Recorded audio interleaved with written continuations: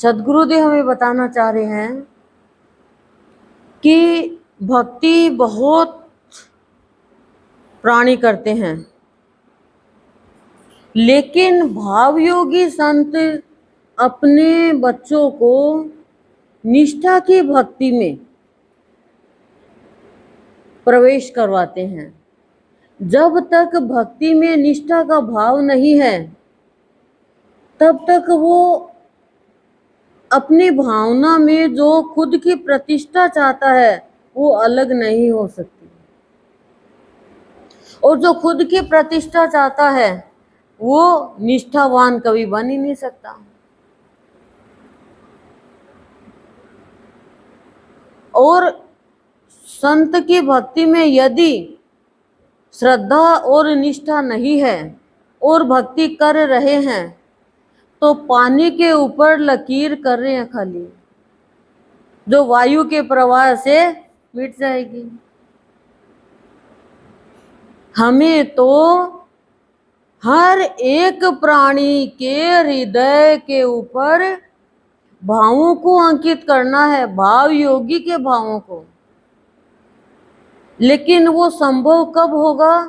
जब प्राणी के अंदर श्रद्धा और निष्ठा ये दो गुण होंगे। यदि श्रद्धा और निष्ठा नहीं है तो वो दूसरे प्राणी के हृदय के ऊपर भाव अंकित नहीं कर पाएगा।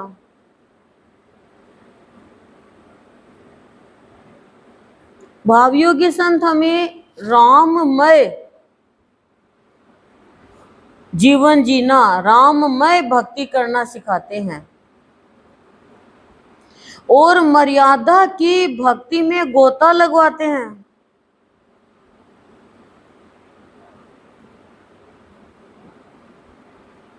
इधर उधर भटकने से बचाते हैं, एक इष्ट की भक्ति में स्थिर रखना सिखाते हैं, एक से रिश्ता निभाना सिखाते हैं। तभी हम भटकने से बच पाते हैं और तभी हम वस्तुओं में नहीं जाकर, हमारा मन जो है वस्तुओं में नहीं जाकर संत के चरणों में अपने सारे कष्टों को डालना सीख जाता है।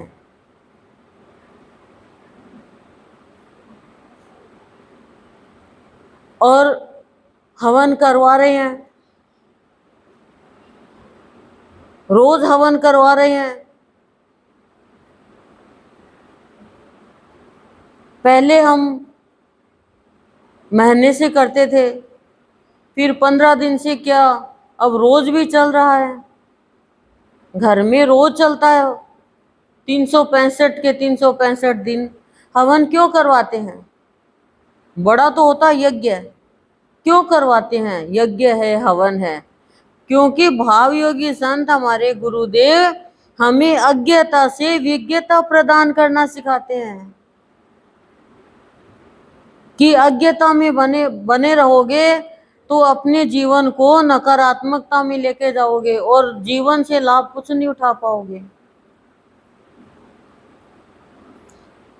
और जैसे ही विज्ञता में प्रवेश करते हैं, भगवान कहते हैं तुम प्रथम चरण सत्संग में रखो, मैं अंतिम चरण मान लूंगा वो, और तुम्हें भक्ति के शिखर पर पहुंचाकर, और जो पहुंच गया भक्ति के शिखर पर, उसकी भावना में इष्ट प्रतिष्ठित हो गया, वो ध्वजा बनकर लहराता है वो प्राणी। और नहीं सीखा है वो सीख जाए, समय तो मिला ही है। तभी प्राणी है वो सबके साथ सबको भाव का प्रकाश देकर के संत के चरणों में हर पल कृतज्ञता का भाव अर्पण करता रहता है। जिस प्राणी के अंदर कृतज्ञता का भाव आ गया, वो प्राणी कभी दुखी नहीं रह सकता, और कृतज्ञ कभी सुखी नहीं रह सकता, मतलब वो दुखी रहता है। कृतज्ञ बनना तो बहुत आसान है, हमारे गुरुदेव ने बताया, मेरे एकदम झटका सा लगा अमृतवाणी के द्वारा, कि कृतघ्न सांप को दूध अच्छा है, पर कृतघ्न को वो तो पीछे से वार कर देगा, पता ही नहीं चलेगा। सांप की तो प्रकृति है काटने की, पर मनुष्य की तो प्रकृति नहीं है काटने की, वार करने की। उसकी प्रकृति तो वारने की है, तो वो कृतघ्न है। एक तो कैंची कपड़ा काटती है, एक चाकू सब्जी फल ये काटते हैं,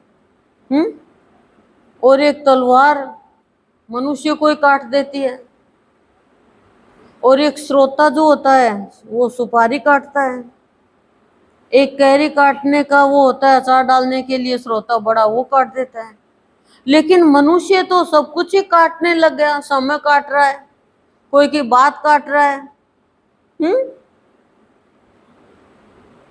बताओ आप, काटने के लिए हम कोई श्रोता थोड़ी है, कैंची थोड़ी है, चाकू थोड़ी है, तलवार थोड़ी है।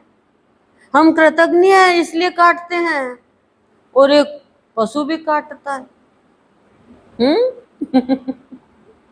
हम काटने के लिए नहीं आए हैं, हम बांटने के लिए आए हैं।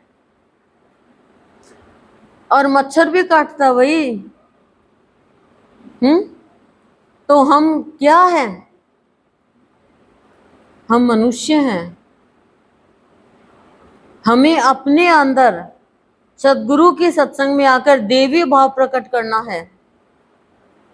जब देवी भाव प्रकट होगा हमारा, तो कोई भी आसुरी शक्ति हमारे अंदर प्रवेश नहीं कर पाएगी। देवी ने तो सभी असुरों को मारा था ना।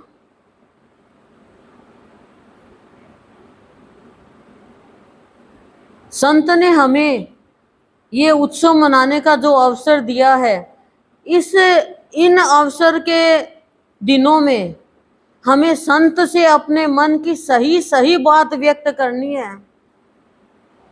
बनावटी बात व्यक्त करोगे, उत्सव बाहर का ही मनाते रह जाओगे। सही सही बात व्यक्त करनी है, क्योंकि सदगुरुदेव कभी आपकी पोल नहीं खोलेंगे कि आपसे आप क्या चाहते हो, आपने क्या किया, और आपसे कैसे हो गया। ये सब आपको सदगुरुदेव से बताना। तभी तो उत्सव मनाते हैं। उत्सव में क्या है? मिलाप होता है। मिलाप होगा तो अब ये तो है नहीं भगवान से फोन से बात करके बता देंगे, फोन पे तो रिकॉर्ड भी कर लेगा कोई। सही सही बात बतानी है, समझ ज्यादा मिल रहा है, उत्साह रहता है, बुराई करने का अवसर नहीं मिलता। और आपको बांध दिया हमने पहले दिन से ही कि अभाव को बिल्कुल भी प्रवेश मत होने देना। इन 6 दिनों में क्षय करना है अभावों को। आए भी अभाव तो कहना 7वें दिन आ जाना।